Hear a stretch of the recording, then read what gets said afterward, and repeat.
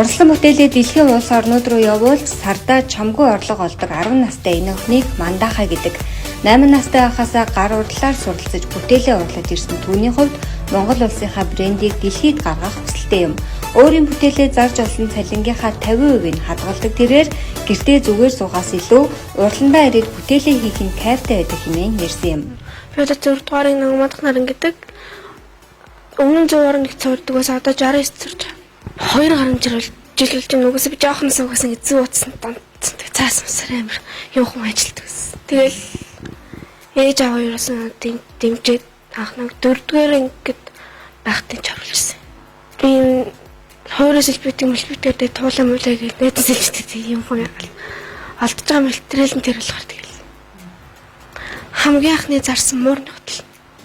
Дохондоо юм шивээд бөтг хийгээл тэгэл тоглоом мовлом шивээд хийг ингээд шивж явах орно ингээд хайдын цэвэр үсэрчсэн тэм жоо хийцээс ингээд халаад тэгээ ингээд юу ч удахгүй зүгээр ингээд сэтгэлээс яах юм бол ингээд зүүн өгөхгүй хайд жоохон хурд угарчлах.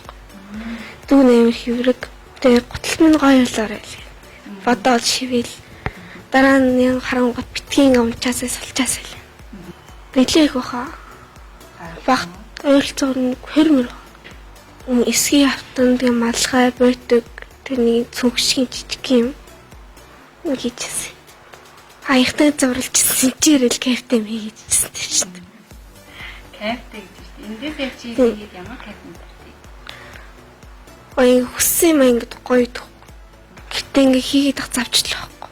Орондоо ч байхгүй. Тэгээ гэрээ цэвэр даалгавраа ихсээр галцагдсан шүү дээ. 7 хоногт хичээл гэр хоёр хооронд юм.